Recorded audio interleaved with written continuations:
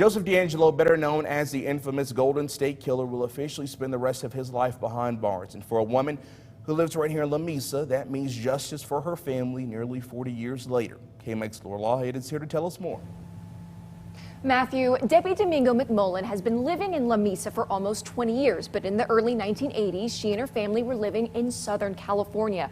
When she was just 15, her mother and her mother's boyfriend were murdered by the Golden State Killer, and last week, McMullen was finally able to confront him in court. Mom and Greg were two remarkable, young, vibrant people who were denied the opportunity to even be breathing today. For Debbie Domingo McMullen, it's been 40 years of waiting for justice. This is what I've been waiting for my whole darn life. So this has been the best week of my life. Friday, she confronted the man who raped and murdered her mother, Sherry Domingo, and her mother's boyfriend, Greg Sanchez, as they slept. McMullen was just 15 at the time. With audible gasps from the courtroom, Joseph D'Angelo rose from his wheelchair to address the victims and their families. We hadn't really heard his true voice until that moment. He had a golden opportunity right there to actually say something meaningful, and he blew it. He flushed that opportunity down the toilet. She said she wished D'Angelo had shown a sign of sympathy after living a life that he denied to his victims and to her. Losing my mom really took away a lot of my vision and my joy. My mom had died at 35, and I remember turning 36 and thinking, wow, I've outlived her. Her last few words to her mother are burned in her memory. Argued, we screamed at each other over the phone. And I ended that conversation screaming at her, why don't you just stay out of my life?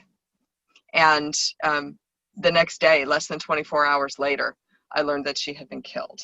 Just weeks before, McMullen had run away from home, something that ended up saving her life. For the first 20 years after the murder, she says she was torn up with guilt, knowing she never got to say goodbye. In the last 20, finding a face behind the murderer fueled her. Now she says she's at peace, knowing that D'Angelo will die alone in prison, and that she's finally forgiven herself. I know that she knows that I loved her and she loves me, and nothing in the world can change that. She urges people to take care of their loved ones and not to take the little things for granted. Lives are irreplaceable. Lives are precious. And every moment counts.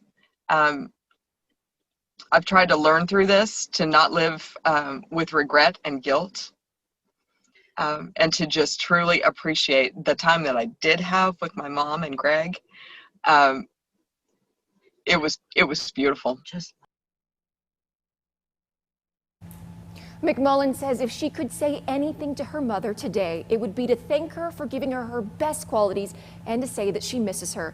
McMullen has channeled her pain into ministering to prisoners in Lamesa. Thank you so much, Laura.